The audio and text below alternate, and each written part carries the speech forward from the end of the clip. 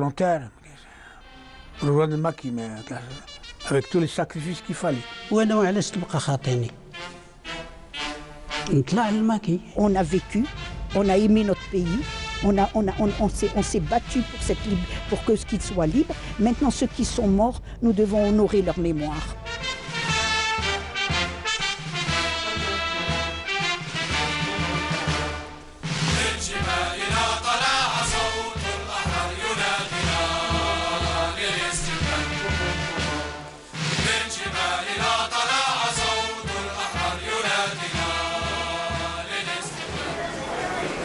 Nous sommes en 1930. La France célèbre le centenaire de l'occupation de l'Algérie. 100 ans de domination. Aux uns, la richesse et aux autres, la misère.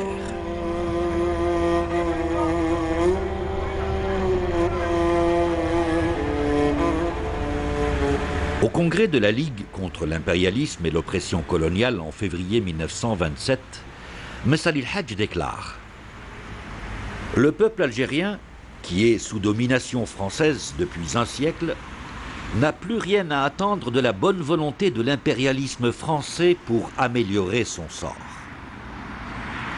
Et ce n'est pas un hasard si les années 30 du siècle dernier verront naître la génération dont sera issue la plupart des hommes qui prendront les armes pour libérer l'Algérie de l'occupation coloniale. »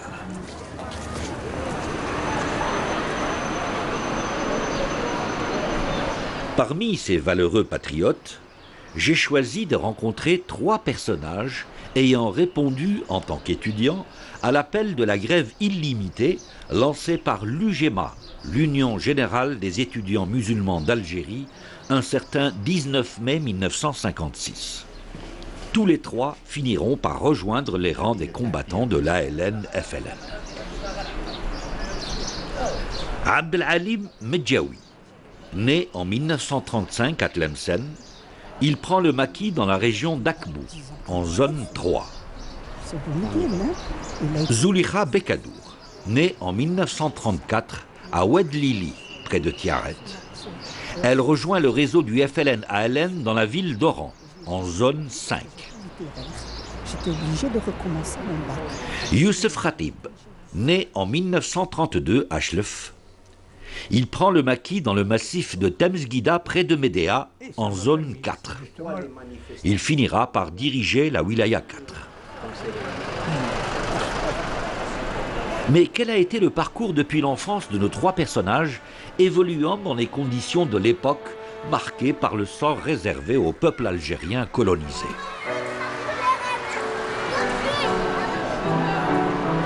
Je suis né à Chlef, l'Slam à l'époque, Chlef actuellement. Donc j'ai fait partie de... On habitait en ville, centre-ville. Mon père était menuisier de métier. Mais à un certain moment, la profession ne rapportait plus. Donc, il est devenu fonctionnaire à la commune mixte de l'Islam.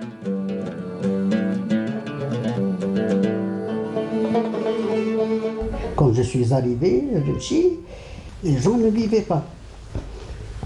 Mon père a ouvert une petite épicerie. Les gens, le soir, après avoir travaillé toute la journée, ils venaient acheter un petit verre de thé, zit, avec lequel ils peuvent manger. Un petit verre de thé. Mon père était parmi l'élite de Rumshi. Un jour, il était chez le boucher. Il voulait acheter, il y avait une chaîne, il voulait acheter un morceau de viande. Et derrière lui, une dame européenne. Ça, c'est mon morceau. Car cela ne tient pas.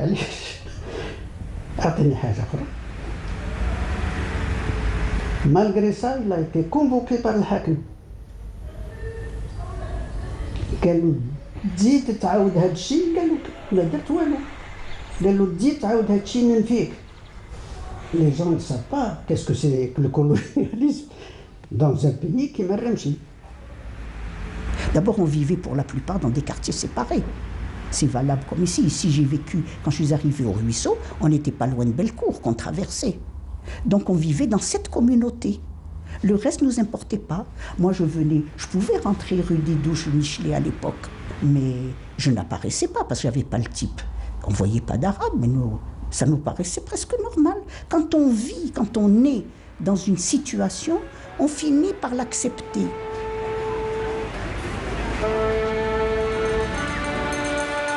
L'école est par excellence le lieu du savoir et de l'ouverture sur l'autre.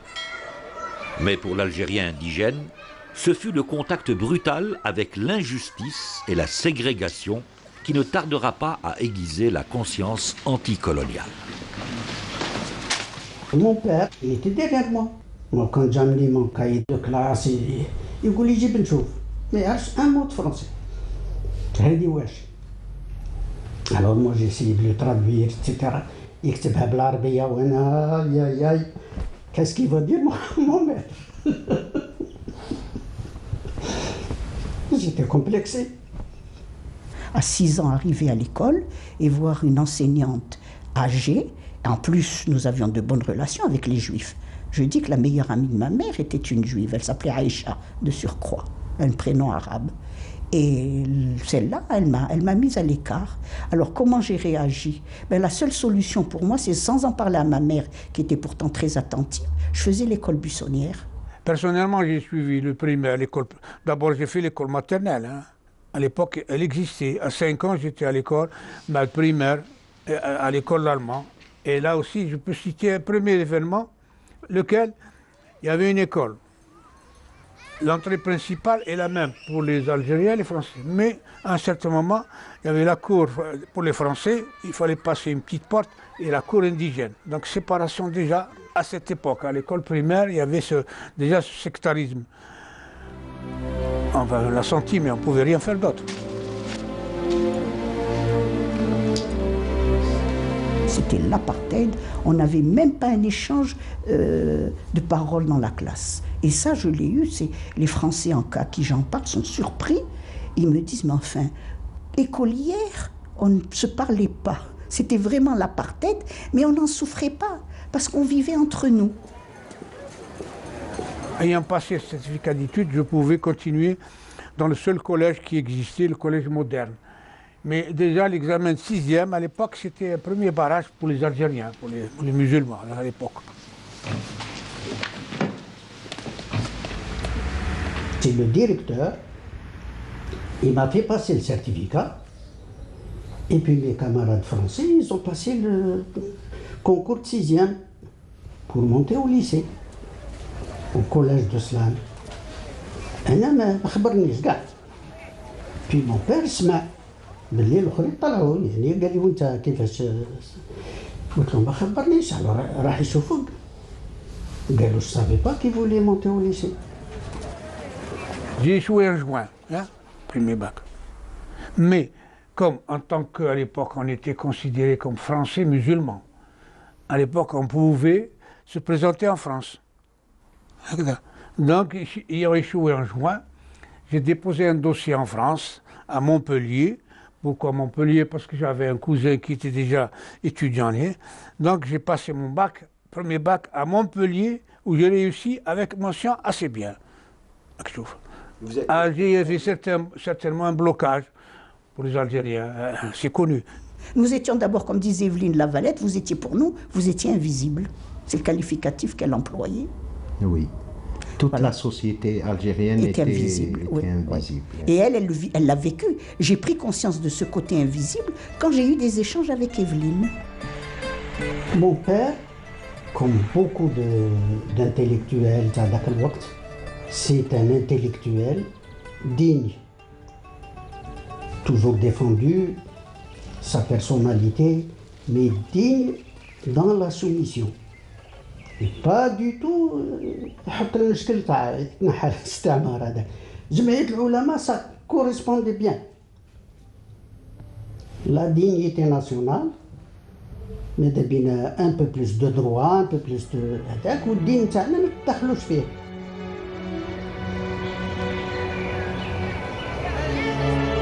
Les anciens et les vieux, il n'y avait pas de politique. Les jeunes, mon frère aîné, qui me dépassait de 32 ou 29, 4 ans, là, lui, on a fait le scoutisme. Personnellement, j'ai fait le scoutisme. À l'époque, on apprenait le civisme, la bonne action, un peu de patriotisme, les chants, voilà. Ça sensibilise un peu. Youssef Khatib, Zulekha Bekadour et Abdelalim Medjaoui étaient encore adolescents lorsque surviennent les massacres du 8 mai 1945 qui ont fait 45 000 morts. Il a fallu que les événements arrivent. Mai 45, qui a secoué toute la population algérienne, nous a ébranlés jusqu'aux enfants. Moi, j'avais 11 ans, le 8 mai 45, et c'est là qu'on a pris conscience. La semaine noire de ce mois de mai 1945 laissera des traces indélébiles dans l'esprit des Algériens.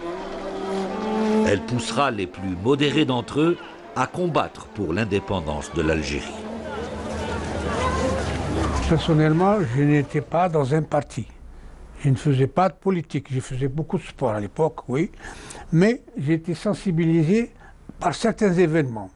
Je commence par l'année 1950. En 1950, c'était l'arrestation de tous les éléments de l'OS. Donc mon frère faisait partie de l'OS à l'Asnam. Il a été arrêté en 50. C'était la première fois que je commençais à... Pourquoi? Pour quelle raison? Deuxièmement, en 52, on a eu la visite de M. Ali Hadj, en tant que responsable du MTLD à l'époque, bien que le comité central lui avait interdit de faire des meetings. Il est venu à l'Asnam, il a fait un meeting, il y a eu des accrochages entre la population et la police, il y a eu des morts. Ça en 52. Je continue en 54, j'étais élève étudiant au lycée Bugeaud. C'était la défaite de l'armée française à Dien Bien Phu, en mai 54. Le 1er novembre 1954 est la date du déclenchement par le FLN de la lutte de libération nationale.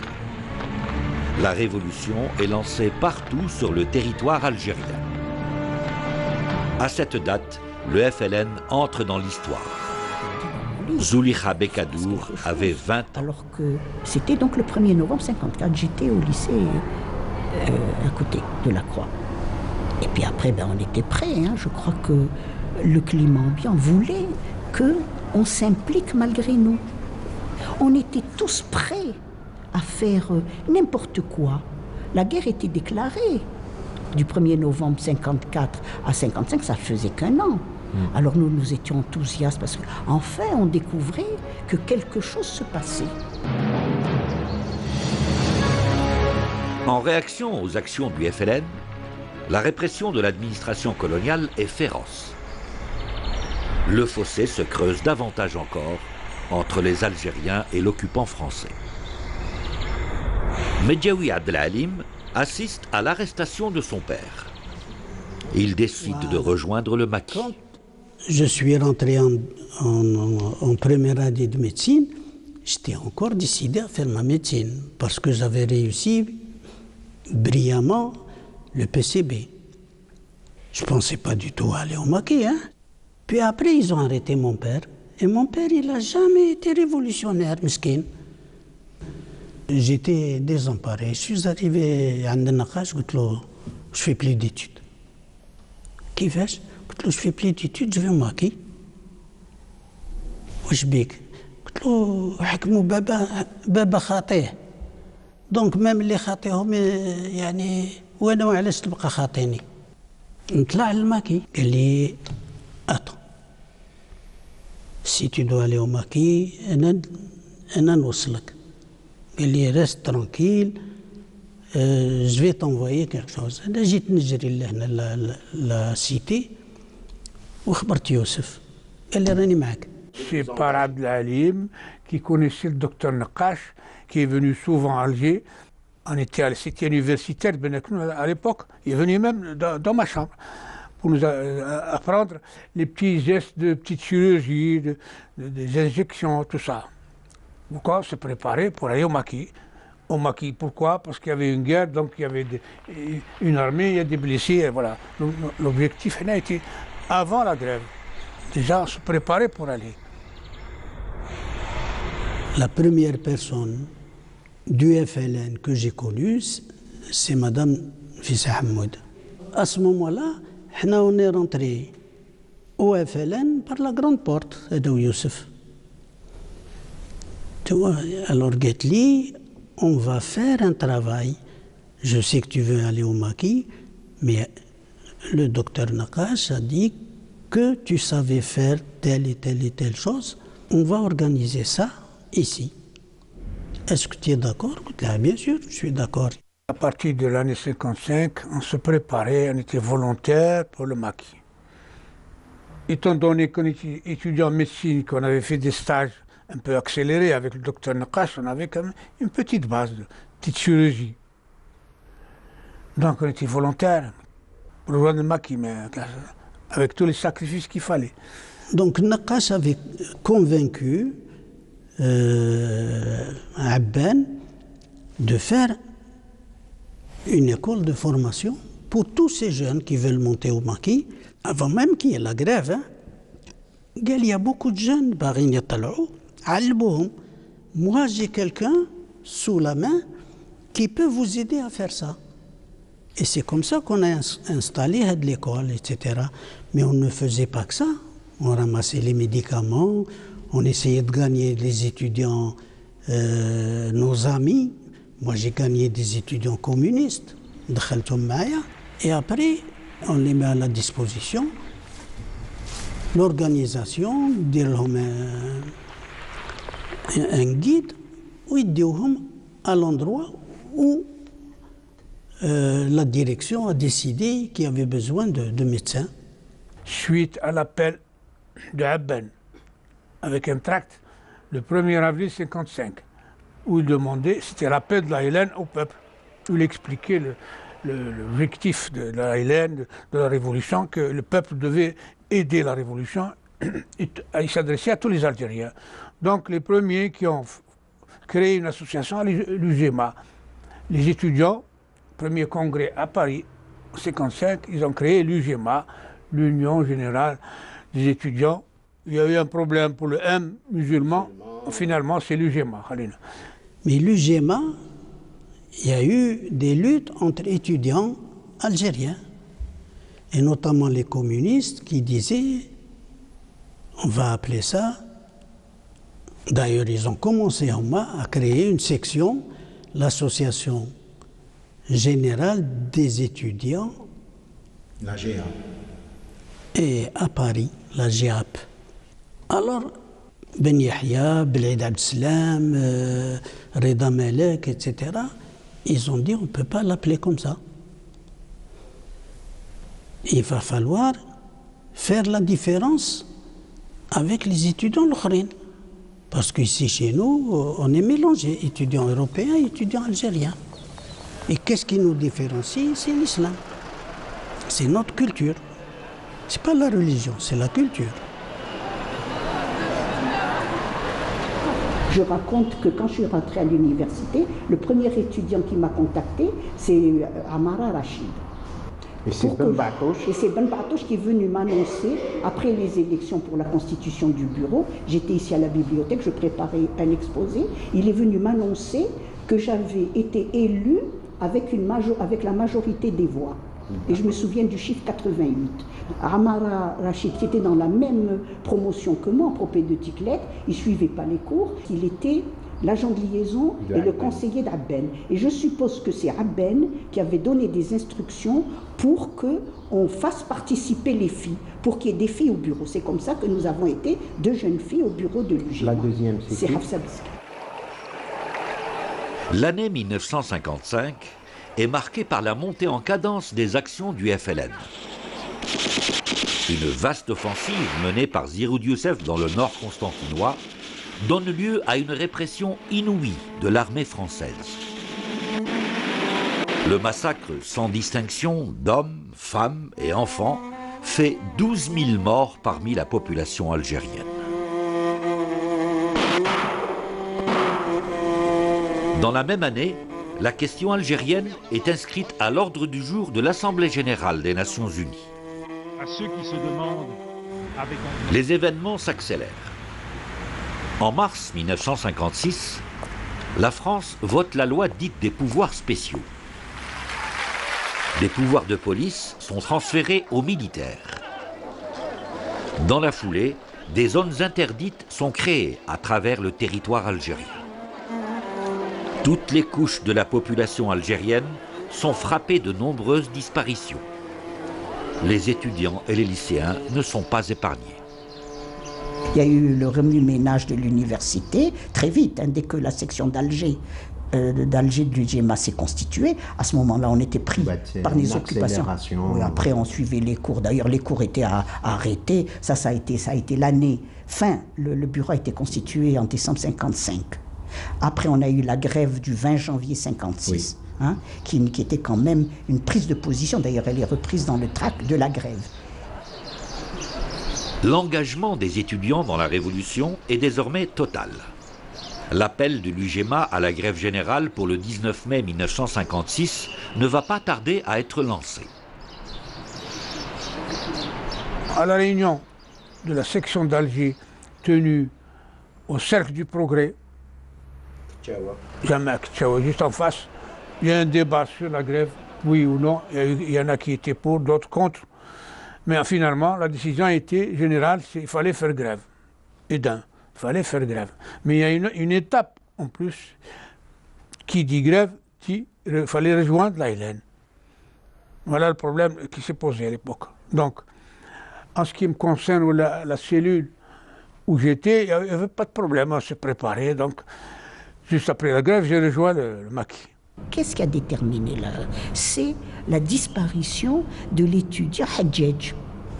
Il était maître d'internat au lycée franco-musulman de Ben Aknoun. On apprend cette nouvelle après l'assassinat de Bezerjeb, après la Rida Houhou, après le lycéen de Bougie. Bon, tout ça arrivait tous les jours. Alors là, c'était la goutte d'eau qui faisait déborder le vase. À ce moment-là, on dit il faut qu'on prenne position. Qu'est-ce qu'on peut faire? On décide de cette réunion du 17 mai et on y va. Alors la décision du 17 mai, parallèlement à l'UGMA, il y avait la JIMA qui avait comme président d'honneur Ammar al-Rachid parce qu'il quitte les lycées, il vient à l'université, mais il est considéré, il y a Sessi Boulefa, je crois, qui était le président de cette JIMA, mais Ammar al-Rachid en est le président d'honneur. Et Ammar al-Rachid, il est très impliqué dans... C'était l'agent de liaison de Ben Ramdan. Et le conseiller, paraît-il aussi. Alors tout ça fait que, quand nous sommes arrivés, les lycéens et collégiens étaient très actifs. Ils sont arrivés massivement à la première réunion. Le 17 donc mai, la réunion est houleuse parce qu'il a été tout de suite question de grève. Certains avaient des études à faire pour entretenir des familles. Moi je suis très objective, hein. Je n'ai jamais jeté la pierre. Alors ils étaient contre la grève en la justifiant. D'autres étaient pour la grève, surtout les jeunes, je crois, on est beaucoup plus patriotiques. Hein. Ceux-là, ils partaient la fleur au fusil et ils pensaient à rien du tout. Et c'est pour ça que ça a été très très houleux.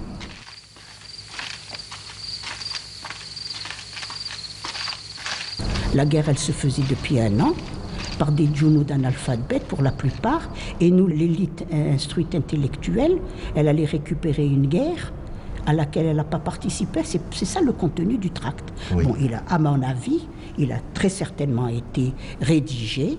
Ben Yahya n'était pas là, donc on ne peut pas dire que lui, il a participé. Mais les choses ont tellement mûri. Je ne dis pas que Aben n'a pas été l'instigateur. Le FLN avait intérêt.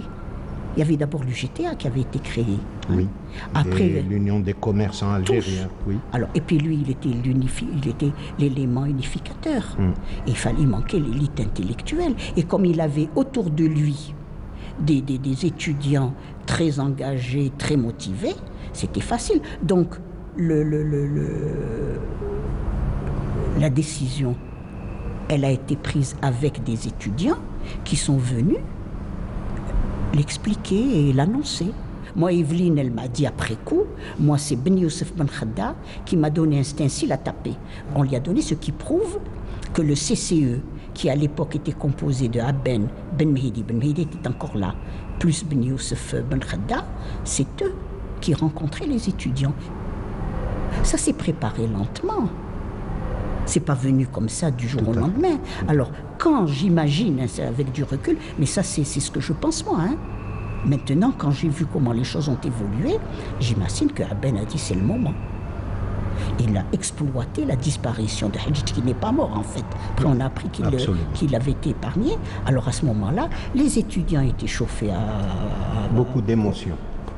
Et puis il y a l'élan patriotique. À 20 ans, on ne peut pas demander à un gars de 40 ans d'être aussi patriote qu'à 20 ans. Là, il faut dire une chose.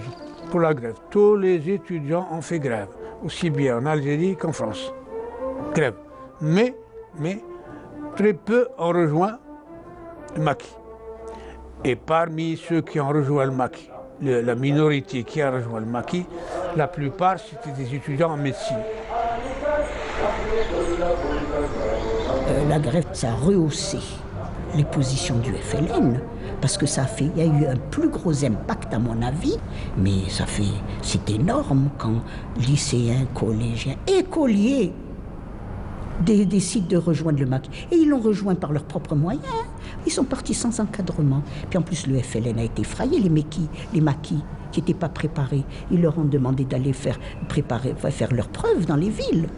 Ils étaient désemparés. Il y en a maintenant qui parlent et disent on n'est pas rentré au maquis facilement. Hein. On les accueillait pas les bras ouverts. Tandis que nous, on a préparé notre entrée dans la clandestinité. Moi, dès que je suis arrivée, c'est pour dire répondre à la clandestinité. Quand j'ai pris le train, je devenais clandestine. Aujourd'hui, Zulekha Bekadour revient sur les lieux où a débuté sa vie clandestine, synonyme d'engagement définitif dans la Révolution. Qu'est-ce qui s'est passé? Je suis très émue de me retrouver dans ce lieu qui, pour moi, me rappelle une période qui me fait comprendre que cette guerre n'a pas été facile.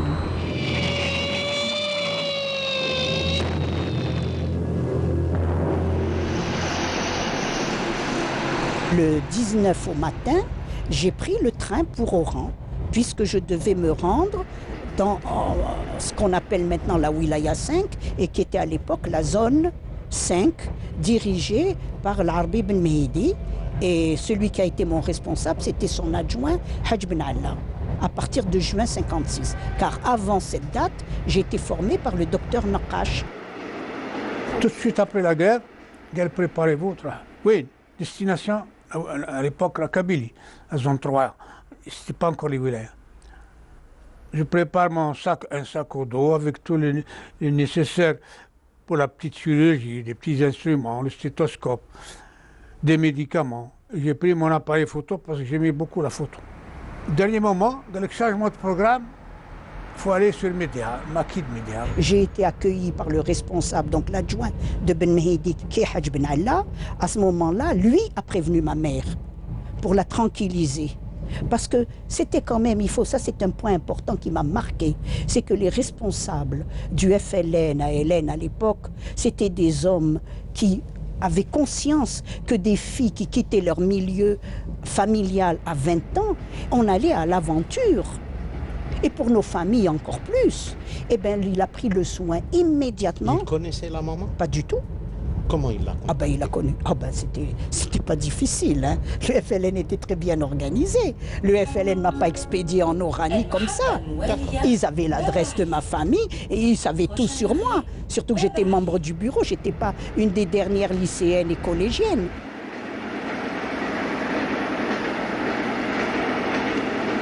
J'étais pas recherché. J'ai pris le train Alger-Delfa et passe par Médéa. Pour aller où? Le refuge, c'était Boudarba Smaïn. Kho Sidi Ahmed, médecin installé à Médéa. Je suis resté une semaine peut-être chez lui. Je dormais chez lui aussi. Et la couverture, j'étais comme stagiaire, étudiant stagiaire chez un médecin. Ça se faisait à l'époque. Je connaissais le docteur Naqash qui était venu à Alger. À Alger, il venait nous faire des conférences. avec des conférenciers. Oui, Bon. oui. Donc je n'allais pas vraiment dans l'inconnu. J'allais chez un médecin que j'avais rencontré, que je connaissais, au moins de réputation. Je n'allais pas chez n'importe qui. Le docteur Naqash, avant de quitter Oran, il était en contact avec Hadj Ben Allah, qui était le responsable, et j'avais une carte d'identité, une fausse carte d'identité européenne, que tout de suite le FLN m'a établie quand j'étais là-bas. Vous appelez comment? Je m'appelais Marie Lopez. Donc j'ai rencontré le premier commissaire. On a discuté, qui fait Stlat, qui fait comment, par quels moyens, qui fait qu'est-ce que. J'ai dit que j'étais volontaire, voilà. D'ailleurs, j'ai ma carte d'identité, je vais t'agda. Il a pris. Chef, il a gardé. Moi, je vais au maquis, je n'ai pas besoin. Mais, c'est là. Mais quelques mois après, le commissaire politique, il tombe au champ d'honneur dans la région de Médéa. Ils ont trouvé la carte d'identité en détail. Je suis devenu recherché. Ils ont fait un tract. À l'époque, dans la région, c'est Flaine, ils jouaient au football, les détails. Voilà. Donc j'attendais le contact avec la Hélène, c'est-à-dire le maquis. C'est juste à côté, Temsguida. Une étape. J'attendais déjà le premier contact, c'était Mahmoud Bachin. Mahmoud Bachin qui fait partie d'une famille. Ils ont, je sais pas, une dizaine de martyrs de Médéa. Donc il m'a accompagné, une étape. On part le soir, au petit matin, on était au maquis. J'arrive au maquis. Attends, ils m'ont donné un cheval. Je suis jamais monté à cheval. Il fallait faire une étape de 2 heures là. J'ai souffert pour faire l'étape avec pour arriver au blessé.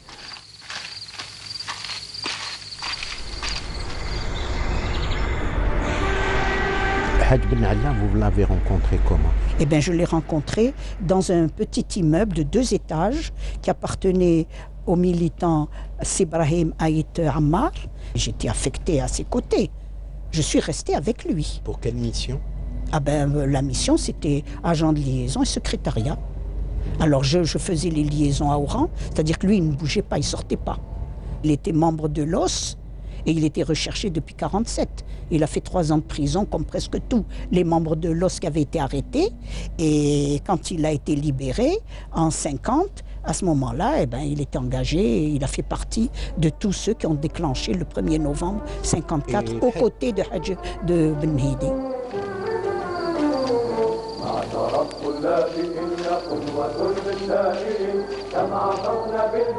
Le premier jour, j'ai posé les pieds au maquis, 2 blessés. Et 2 blessés, comment? Par accident. Les 2 sections se sont rencontrées avec le Farhad, avec les genoux de sang. Il y a un fusil qui est parti, il a fait un accident. Donc il a blessé 2, l'un au doigt, l'autre. L'accident, le blessé au doigt, j'ai pu le réparer, c'est facile. Mais l'autre avait, je pensais que, c'est vrai, il avait une hémorragie interne. Que faire au maquis? Il n'y a pas d'anesthésie, il n'y a pas de lumière, il n'y a pas de. J'avais une lampe électrique que j'ai montée avec moi. Avec la lampe, elle dit que j'ai ici une hémorragie interne. Il faut l'évacuer en urgence sur le média. Notre objectif, c'était quoi? Soigner les moudjahidines blessés ou malades et également faire des tournées chez la population. Donc, à l'époque, on avait les moyens, les médicaments. On pouvait se permettre, non seulement pour les soigner, ça faisait bien pour la Hélène, et d'autant plus pour contrecarrer la propagande des SAS qui les soignait également.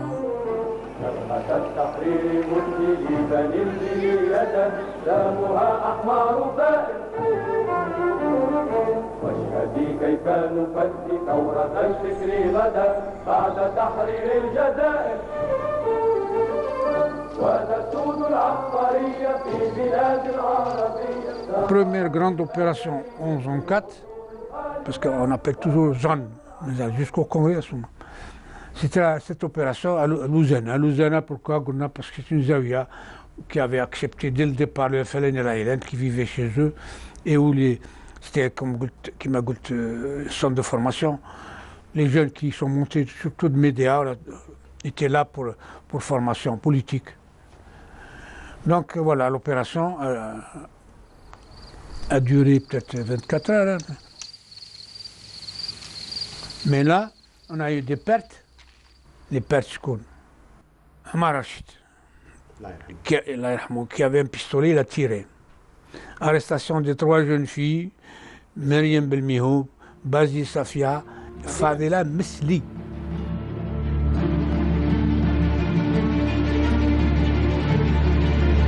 Les grands événements ayant jalonné le développement de la Révolution se précipitent. Moins de 3 mois après la grève de l'UGMA, le 19 mai 1956, le congrès de la Soumam se tient en août 1956. C'est là que sont jetées les bases du futur État de l'Algérie indépendante. L'ALN est érigée en véritable armée régulière sur l'ensemble du territoire national.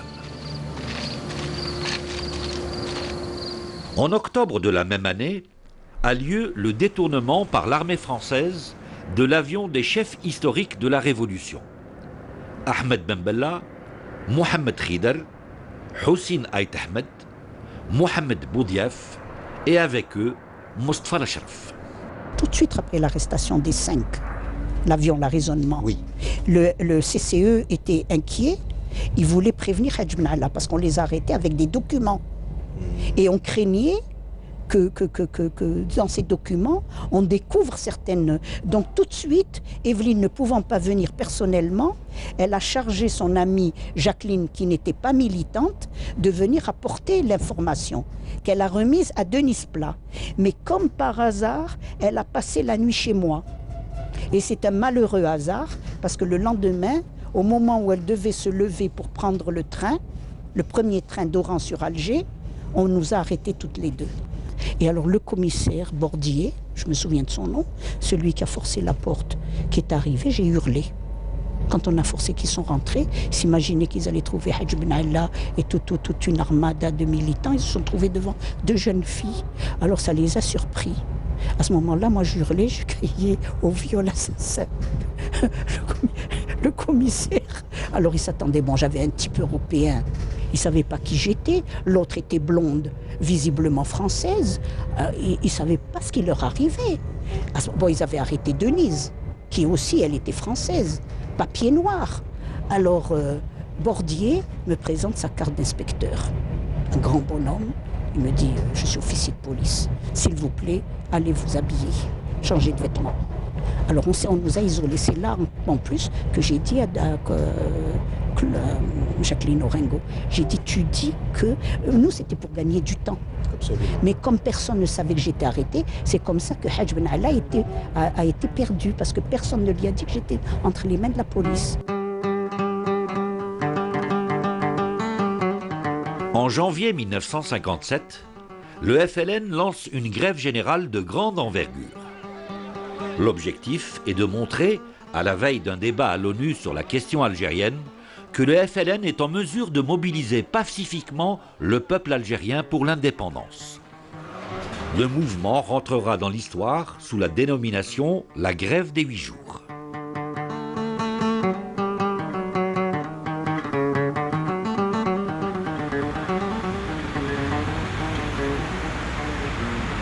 Quelques jours après la grève des 8 jours, l'Arbi Ben Mehdi, un des principaux dirigeants du FLN, est arrêté en compagnie de Hamida Chergui. Ben Mehdi sera lâchement assassiné par le sinistre commandant Ossares.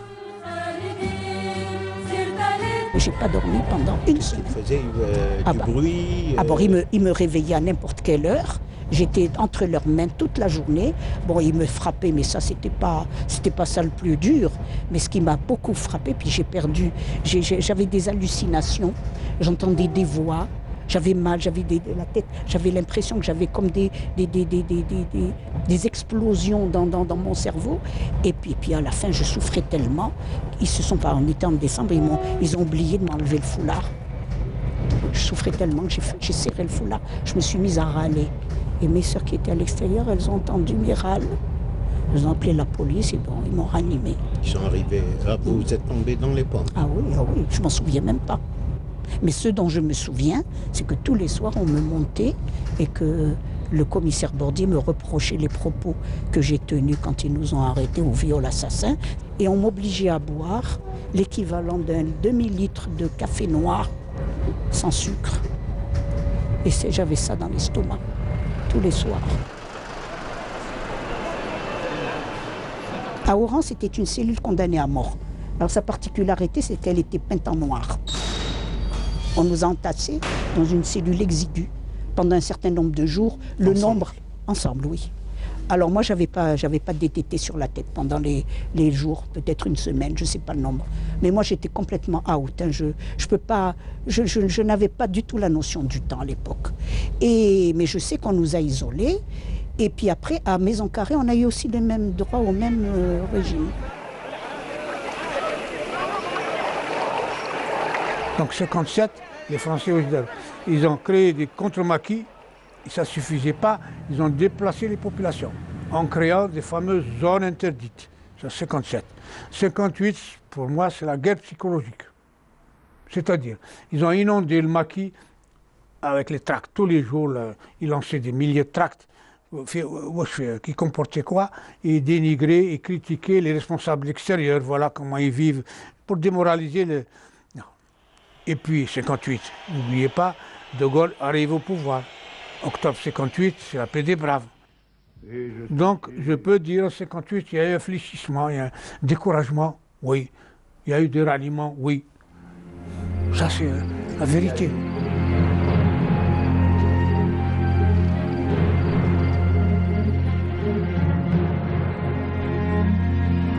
La bleuite a commencé en 58 à Ouléa 3. Et à Miroche, justement, à la réunion des colonels, c'est là, il a informé tous les chefs de wilaya qu'il y avait noyautage et que ça existait partout, surtout à Ouléa 4. Gallo Si Mohamed Kima. Les Français, ils étaient forts dans ce domaine, noyautage. Ils l'avaient déjà effectué en Indochine, c'est connu. Après ce qu'a dit Amirouche, après ce qu'on a entendu, ça, les témoignages, et avec preuve à l'appui. Et même il reconnaît, tel jour, c'est moi qui dénonçais la compagnie. L'objectif, c'était d'affaiblir la Hélène. Il fallait qu'elle accepte la paix des braves. Il y a eu torture, oui. Mais il ne peut pas mentir jusqu'au point de... Maintenant, c'est la propagande des Français, qu'ils ont liquidé les étudiants. Il y avait peut-être des jeunes, mais il y avait d'autres. Quand on a découvert l'organisation, il y a eu le plan Charles. Ils ont fait l'offensive pour ne pas laisser faire les enquêtes tranquillement. Là. Beaucoup sont morts par les Français. Le bombardement, on a fait les opérations. Fini. Les opérations militaires du général Chal, tel un rouleau compresseur, exercent une pression insoutenable sur les maquis.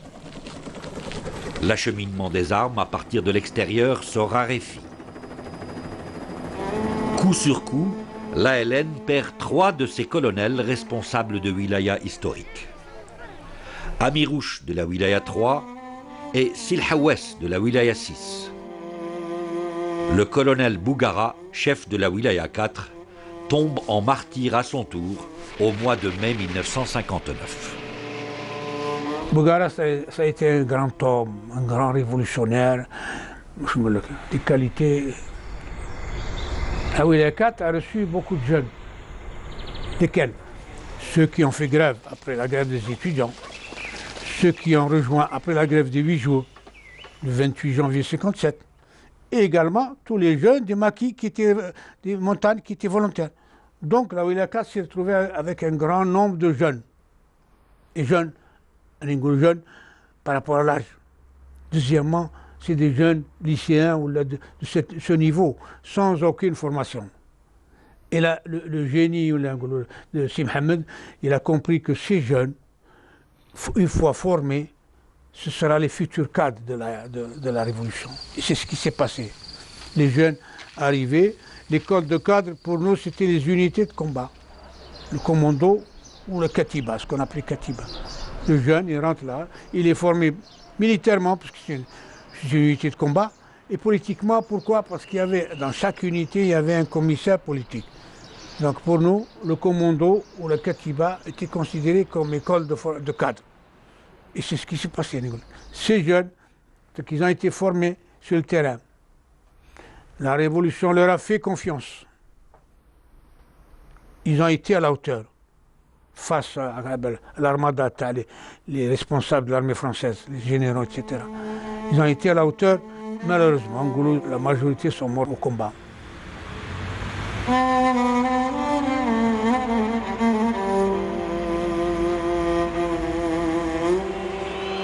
La fameuse offre de la paix des braves faite par De Gaulle fait long feu, ainsi que sa tentative de créer une troisième force destinée à court-circuiter le FLN.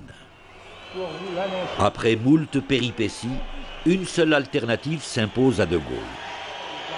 Il évoque solennellement l'autodétermination du peuple algérien et engage les négociations avec le FLN.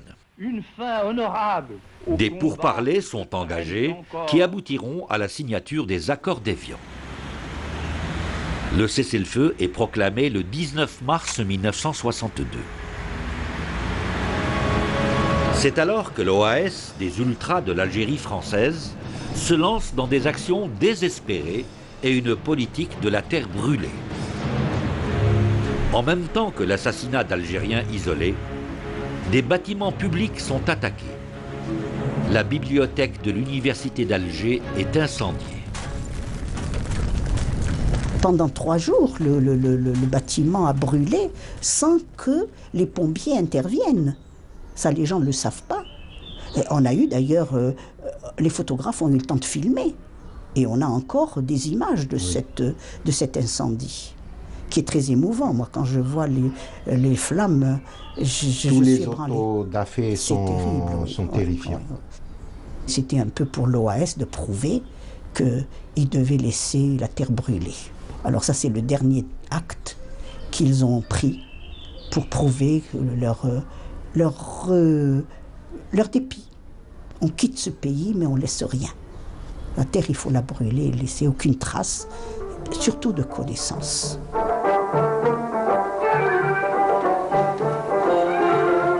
Le 5 juillet 1962, le gouvernement provisoire de la République algérienne proclame l'indépendance du pays. 132 ans, jour pour jour, après le débarquement de l'armée coloniale française sur les côtes algéroises. On n'a jamais d'autres ambitions. À chaque fois, on a fait que notre devoir. Et j'ai donné le meilleur exemple. Jusqu'au mois d'août, il y avait des accrochages entre nous, l'armée des frontières. À la fin de l'année, j'étais à l'université également. J'ai fait mon devoir. Maintenant, je veux être médecin. Je commençais par donner l'exemple. La cause algérienne, il nous faudrait des milliers de livres pour en parler. Mais on a vécu, on a aimé notre pays, on s'est battu pour que ce qui soit libre. Maintenant, ceux qui sont morts, nous devons honorer leur mémoire. En tout cas, je le considère comme un devoir de mémoire pour rendre un vibrant hommage à tous ceux qui ont donné ce qui avait de plus cher pour eux, la vie. Et ils l'ont fait. نحن طلاب الجزائر نحن للمجد بلاد نحن آمل الجزائر في الليالي الحالكات نحن طلاب الجزائر نحن للمجد بلاد نحن آمل الجزائر في الليالي الحالكات كم غرقنا في دماء واحترقنا في حماها وعبقنا في سماء في عبير المهاجات كم غرقنا في دماء واحترقنا في حماها وعبقنا في سماء في عبير المهاجات نحن طلاب الجزائر نحن للمجد بلاد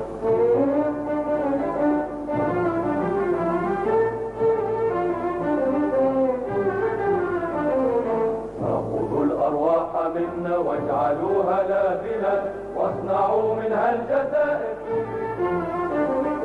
وخذوا الأفكار عنا واعصروا منها الحياة وابعثوا منها الجزائر نحن من لبى نداها حينما اشتد بلاء